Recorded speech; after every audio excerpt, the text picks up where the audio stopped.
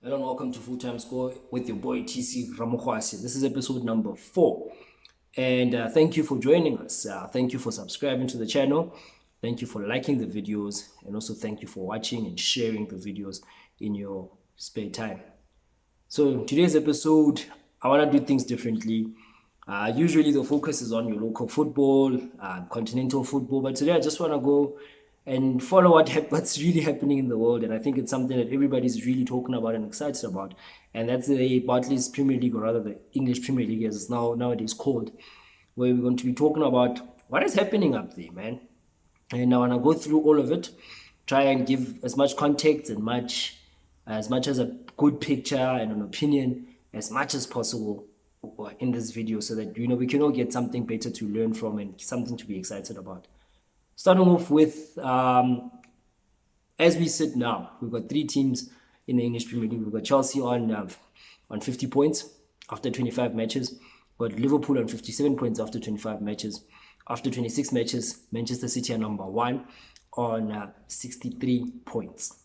This is based on the past weekend's results, and as we speak now, that's what the log is. I'm focusing on the top 3. We'll mention other teams in other videos, but for today, I just want to talk about the title race.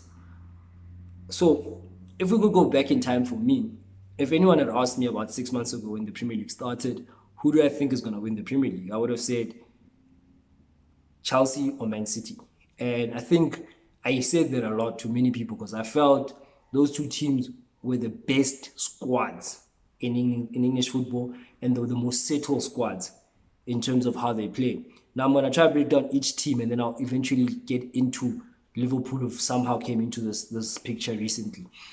With Chelsea, they won the UEFA Champions League last year after Tuchel came in halfway through the season, took over from Lampard, led the team very well. Team started playing better. Some of the players that were struggling under Lampard, their level started going up. N'Golo Conte started playing world-class player. You had Kai Havertz in the final. He looked quite solid. In the final of the Champions League, he looked great. You had your Pulisic coming, play quite well. Hakim Ziyech off the bench, playing very well as well. Reece James, solid player. Ben Chilwell, very, very solid. Antonio Rudiger, solid. World-class player, goalkeeper, Edward Mendy. Chelsea's team really looks solid. But they had a problem. And they always had that, but they still have it now, funny enough. They had a problem. A striker that can score goals. And with them, they needed a target man striker. So what do? They go get one of the biggest players in the world, a big bowler, man, big player, Romelu Lukaku. I think a player that's sorely underrated. An old boy of Chelsea, to so to speak. He comes back for big money. Season starts well for Chelsea. They get a few positive results. They go to Anfield. They get a red card first half. They still get a credible draw against Liverpool. I'm like, okay, and more people were following the train of Chelsea. Like, hey, man, if they can go to Anfield and get a draw with 10 men against the Liverpool team that's supposedly the best Liverpool have had in a long time, then that's solid enough to say that they will challenge. And fair enough to Chelsea, for many, many, many months and weeks, they were number 1. But slowly but surely, their season began to unravel. Started having weird results, a loss here, a draw here. There was a 3-2 loss against West Ham, and a draw against Burnley. They started getting weird results as the Northern Hemisphere winter started, let's say about November. They started having some weird results that did not go their way fully. And slowly but surely over time, Manchester City caught up, went above them, and opened a gap, which is sitting at 13 points today. Now, the reason for Chelsea, from where I'm sitting and what I've seen, for them to have the deficit that Man City have on them, number 1, they've got injuries to key players. Reece James has been out, Ben Chilwell has been out, Cesar Azpilicueta has been out, Kai Havertz has been out. I think Pulisic has been out. I haven't seen him in a while, and also poor form. Some of the players haven't been in very good form. Starting off with Romelu Lukaku, he's been horrible. For whatever reason. He had an injury, came back from injury, and he went into the media and he had to go at the coach. He had to get benched. Now he's back, but he's not scoring. I think over the weekend he had 7 touches of the football as a striker in England. That's just not good enough. And with the injuries and the loss of form to some key players, Chelsea Football Club have fallen behind Man City. I'm not saying they can't win the league, but when you look at the trend in English football, once a team has a 10 point and above lead on you, it's very, very difficult to pull that lead back. It's very, very, very difficult. And if that team's name is Manchester City, coached by Pep Guardiola or Josep Guardiola, then it's improbable that you pull it back. I'm not counting Chelsea out of the league race yet. They are an outsider, complete outsider.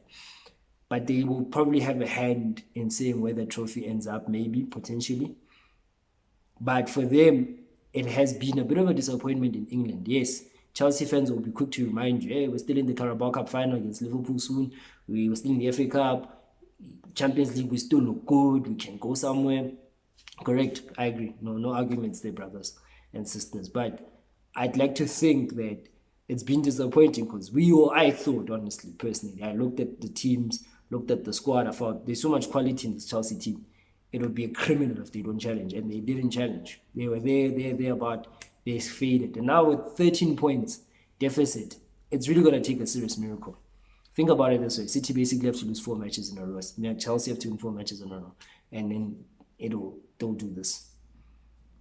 And Chelsea's number 3. Then it'll go up to number 1. And Liverpool also have to lose matches. So it's highly improbable. But I just wanted to mention it for context. And my other team of choice initially in the season was Manchester City. It's a simple one. It goes without saying, defending champions, Pep Guardiola, expensive team, same team as last season and the years before. They were in the Champions League final. They want to go for the Champions League again. I thought, hey, man, like this team, it's settled, it's been there, it's got the experience, easy win. The only one issue was with that they didn't have a striker, and they tried. They were in for Messi, apparently. Messi ends up at PSG. Then they were in for Ronaldo after he left, in a cinematic fashion. He left Juventus. Apparently, he was on his way. Few phone calls between him and some ex-Man United players, and maybe apparently Sir Alex Ferguson. Ronaldo turns back. He goes to the red side of Manchester instead of the blue side. And the one story that I believe with all my heart is that they were in for Harry Kane. But they had issues with negotiating with Tottenham about a price. Daniel Levy didn't want to let go of Harry Kane, to a point where Harry Kane literally asked for a transfer request and the club didn't allow him to go. And ironically, Harry Kane destroyed Manchester City 2 days back against Tottenham and kind of opened the door for Liverpool to get a backdoor entrance into the title race in a way. But besides all of that, Manchester City were fantastic throughout the season. They started slow. They lost 1-0 to the very same Tottenham. But they started winning games and gaining momentum. And somewhere between November and December, they were number 1 and they had a lead on both Liverpool and Chelsea. And you would feel that they might run away with it. They did it last season. They've done it many seasons before, where by January, they are far away, 10, 15 points ahead of number 2. And they just go on and they're relentless and it's hard to stop them. I figured that it might go that way. And unfortunately, it hasn't. And it's not because they have done anything wrong. They've done what they've always done, and that's to win football matches and score goals. Yes, they don't have a striker. So what they've done basically say, we're going to distribute the goals amongst our forwards and our midfields. Bernardo Silva chips in. Jesus chips in. Riyad Mahrez chips in. Raheem Sterling chips in. Kevin De Bruyne from midfield chips in. Ilkay Gundogan, not the same level of chipping in as last season, but he's still chipping in. They share the goals between their players. And to some people, it's a great thing because, hey, they don't have as one person, like in the case of Liverpool, where we know it's Salah who scores most of their goals. But they know that they've got an even distribution of goals, and they've got 4, 5, 6, 7 threats at goal. You understand? So they feel that, they've got that. But now, the problem is when none of those guys score or fire, it creates a problem. Like kind of like in the case of Saturday, when none of those guys were really, really at it. Yeah, they got a penalty. Yeah, they scored off a goalkeeper's error, tried to cuddle the ball, it fell out. Easy tap in for Ilkay Gundogan, penalty Riyad Mahrez. None of them were really on fire. And they didn't have a reference point to hurt Tottenham, by the way. They didn't have a striker to hurt Tottenham. They did sign a striker from Argentina and River Plate, the team called River Plate in Argentina. He's a young guy. Yeah, I don't know when we're gonna see him because they signed him for the future. So he's gonna join the club in what is our winter in South Africa and what is their summer in June. So it's kind of useless right now. But they needed a striker, and I think if Harry Kane was there or Haaland or even Messi or Ronaldo, we would be talking a different picture. But I will say that they are a fantastic team. World-class team, world-class manager, world-class structures. They have everything you want in a winning club, in a winning team. And I'd like to say that they're not in a tough situation. It's just exciting for us fans. But I'd like to think for them, they're the more experienced team in these situations. They've been number one many times. They've won many league titles where other teams were chasing them, but they still managed to win and not crack under the pressure. They've managed to do that. So it's exciting for us. But I don't think Man City and their fans, rightly so, should be too nervous and too scared. Yeah, someone said complacency is kicking in. I agree. There is an element of complacency because all the games they were winning were quite easy. But now maybe Pep Guardiola is showing them the log and saying, well, step up. And they probably will step up. It will be an exciting period for them and actually all of English football. Now to the other team. I never mentioned Liverpool at the start of the season. I always said to people who ask me about Liverpool, I feel like I said, and I maintain it, after January, if they're in and about, then we'll talk about a title race for them or a title challenge for them. And they're there. My reasons for that were simple. During the summer, Liverpool didn't sign anyone. They signed Ibrahim Konate for a centre-back because last season they fell apart when Van Dijk got injured and then Matip got injured. Then Joe Gomez got injured. They didn't have any centre-backs. At some point, they were playing Fabinho and Jordan Henderson as their centre-backs. And then City smashed them 4, and then they realized this is not going to work. Then they got 2 centre-backs. They got a guy called Rhys Williams and another guy called Nathaniel Phillips and Osman Kabak. They tried all sorts of weird people. To their credit, they came third with that rubbish injury season where most of their key players got injured all at once. To their credit, they tried.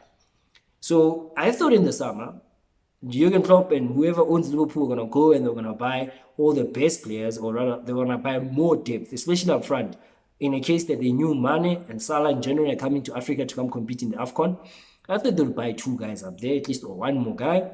And I thought maybe they'll go and get another creative midfielder, maybe Coutinho vibe. But they never did any of that. They got 1 player, Ibrahim Konate. Remember, Jota was there, but he was just injured last season. And to their credit, based on that, I felt, no, they're not going to do much. They'll probably end up top 4. That will be an achievement. But in the summer, they need to pull the trigger. I kept saying that. But to their credit, they're still in the race. Yeah, they had a few bad results here and there, but for somehow they still maintained to win because Chelsea was still drawing and not doing well. They kept winning.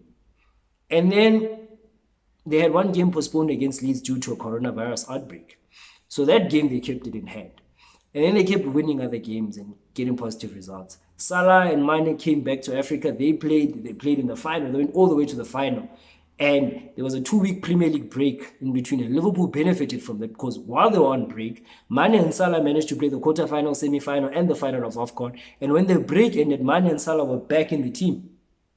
And we all know what those 2 players mean for them. We saw this weekend what they did for the club in their win against Norwich. And out of the blue, and tangibly so, there they are on 57 points with the game in hand on Manchester City. They play Leeds on Wednesday. If they beat Leeds, they'll be on 60 points. That'll be 3 points behind Manchester City. And hence, we are where we are today, where we're talking about a title race, title challenge. Can Liverpool do it? Will Man City maintain their lead? That's why we are where we are. Because Liverpool are on 57 points with the game in hand, and City are on 63 points. Now, it's in Man City's grasp. Hence, like they're holding the cup like this. And I mentioned experience, that they've been here before. They've been in a position where they're number 1 and the team is chasing them close. 3 seasons back, yes, there was a point of 97 and 96. between Liverpool and Man City. Man City won the league that season. Liverpool went on to win the UEFA Champions League. Then the next season, Liverpool had to win the league by starting off by not losing a game until game 19 or something. And by that time, the gap was so big, Liverpool had won the league. Right? Last season, Manchester City opened such a huge gap at this point of the season that no one could catch them. But this season, it's back to where it's almost neck and neck. I'd say like that, neck and neck. It's exciting to see as a fan of the game because now we know each game counts for something. If Liverpool win on Wednesday, that 3-point gap is something. We're gonna be watching. You watch Liverpool play whoever, then you watch Man City play whoever, and you'll see how this goes. It's gonna be like that tangibly. Now I want to make a few predictions. I'm bad at them, but I want to see. I'd like to predict that Man City will win the league because I think they've got experience. They've got the experience to seal it. Equally, I'd like to think the one thing that really, really, really makes me think is that on the 9th of April, these two teams play, Liverpool and Man City. Liverpool under Klopp don't have a very good record at the Etihad Stadium. They haven't won that much. I don't think they've ever won there. Don't remember. No, they have. They won under Manuel Pellegrini, but they've never won under where Manchester City are under Guardiola. They beat Pellegrini's team, I think, 4-1 or 4-2 a few seasons back. My point anyway is, I don't see them winning there. And that'll be the crucial game because it could go either way. It's either we can have the very same scenario of a 3-point gap between the teams and this one win and the gap is 6, or we can have a scenario where Liverpool win and they can go into the lead, maybe it'll be equal, or they can go into the lead depending on the results leading up to that. And it's going to be a vital period between now and that date to see on that day, because it will be potentially a title decider. So mark it on your calendar, mark it in red or blue, whichever team you support. That day might be a huge day for the season in terms of where the league will go. Will it go to Merseyside or will it go to Manchester? And I would then predict and say, I'd like to see, ideally, I'd like to see a scenario where both teams are on the same points as possible, meaning Man City lose their next game, Liverpool win their next game, and then they win all the way until that day. And then we have a shootout, literally a shootout on the 9th of April. Or Liverpool can win, Man City will lose a few games, Liverpool have a lead, and then they go to Etihad and they don't have to worry about winning the game, but just maybe trying to get a point, and then they can go on and go finish off the title and win their second title in 30 years. Or Man City will build a lead, again, rebuild their lead, Liverpool will lose a few games, they'll draw a few games, Man City build a lead, and then swallow it and finish it off on the 9th of April. So it could go so many ways, so many beautiful scenarios, but that's the beauty about where we are. That's the beauty about sports, where we can sit down and have a conversation and discuss all these things. But I'm very in between about it. Let me not lie. On my own YouTube channel, I'm a Liverpool fan, but also I'd like to remain. I always try to remain as objective as I possibly can be in terms of how we discuss football, especially when I'm going to do a video or any public speaking about a sport. I always try to remain objective in saying that I'd like to think that the team that will win the league will be Man City. And based on the squad strength and everything, Liverpool have done well. They've really, really done okay. They've got Diaz. Diaz looks a player. But I just think the experience between the two teams in this position, for me, I just see Manchester City sealing it. Last but not least, I want to cover this. The key players for me from both sides. I'll start with Man City. The key players for me, Bernardo Silva's been world-class. He's world-class. I think he's easily a top 5 player in the world. He's key going forward. Kevin De Bruyne hasn't hit the form this season that he usually hits. But if he can gain momentum going between now and the end of the season, no team will stop Man City. Kevin De Bruyne is easily a top 3 player in the world on a good day. Then you've got a guy called Raheem Sterling. He's the one player, I think, for me in Man City who gets into good goal-scoring positions. And if he can score consistently, like he scored a hat-trick recently, if he keeps scoring goals like that and keeps the confidence going, I don't see issues for Man City winning the league title.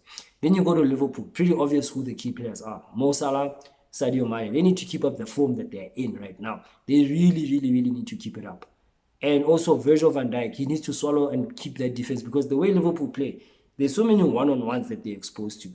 But without Van Dijk, they will concede goals. But because Van Dijk is there, they don't concede too many goals. And that goalkeeper as well, geez, he's really good. And then the last guy who's key for Liverpool is a certain guy called Jordan Henderson, all the way from Sunderland. He's not a great football player. Everybody's so quick to remind the world he's not a great football player. But he's so vital to that cog. His leadership is so vital to the cog that is Jurgen Klopp's Liverpool. That without Jordan Henderson, I don't see Liverpool winning. They need his leadership. And I know Jordan will probably step up for them. I'd like to believe he will. But those are the four main guys. But the team with the best depth in terms of depth and quality is Manchester City. And they can survive injuries more than Liverpool do. If Liverpool have a few injuries, if Van Dijk gets injured or Salah, they might shake. These ones won't shake. And that's the difference at the end of the day. That's why I'm saying Man City experience and quality of depth. I'm happy to be wrong. We'll do another video on the English Premier League some other time as well. But for now, thank you.